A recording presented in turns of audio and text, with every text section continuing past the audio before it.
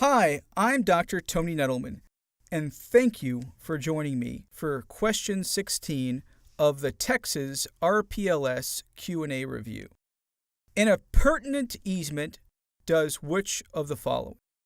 This is really not Texas specific. Easements, both appurtenant and engross, are national case law. But if you haven't dealt with the legal aspects of surveying very much, this may be a very difficult question to answer. Let's go through and talk about easements in general and the two types of easements, and then after those few short topics, it will be much easier to solve this question.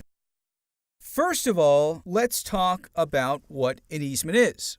An easement is nothing more than a legal right, a property right, for one person to use the property of another. If you own the property, you do not have an easement over it because it is impossible to have an easement on your own property. But what does happen is you'll have a property owner and someone who needs to use the property of that owner. And if you need to use someone else's property, you can either get an easement or a license. Now, the difference between easement and license is something out of the scope of this video, but it is something you should know as a land surveyor. All right, so now that we know what an easement is, let's talk about what the differences are between the two types of easements. An easement appurtenant is an easement that runs with the land.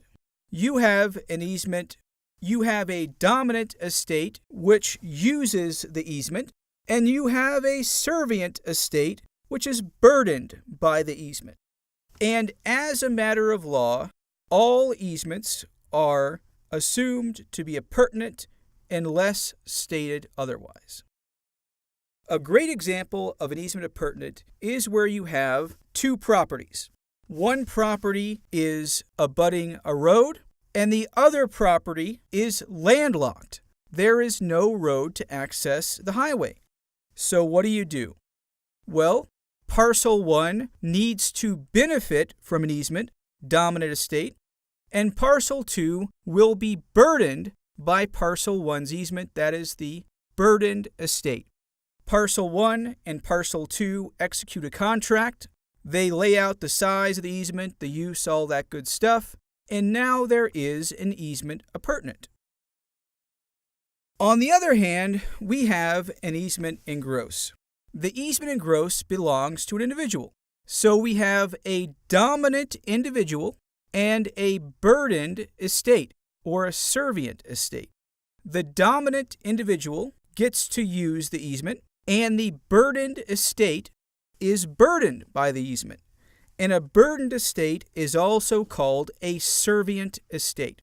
These types of easements are not transferable unless they're commercial or expressly stated, and it's between a person and an estate, whereas an appurtenant easement is between two estates. Here's a great example. I love to go fishing on Black Pond. Black Pond has a ton of trout.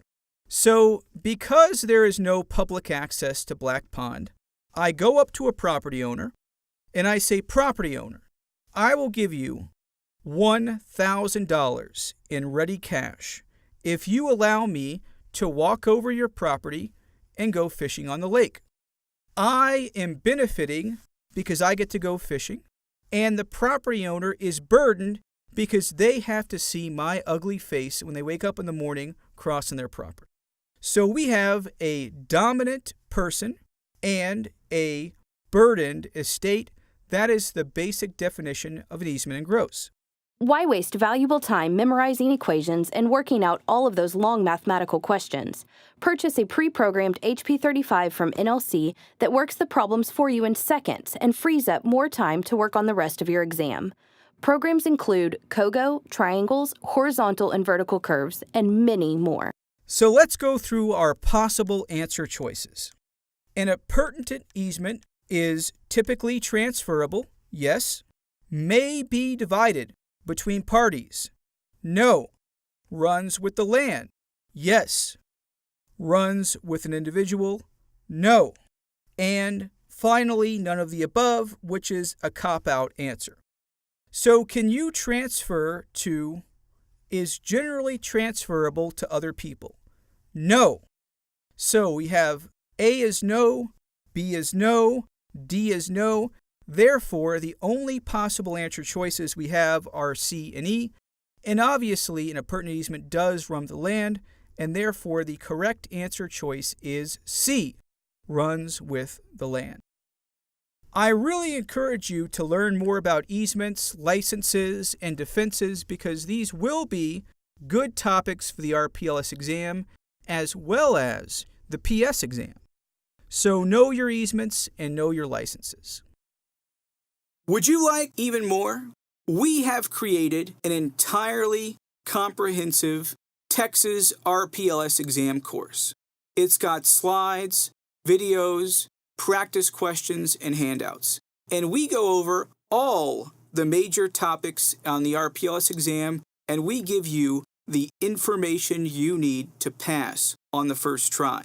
Included is a full-length 8-hour practice exam, which will get you ready for this exam and get your mind set on game day.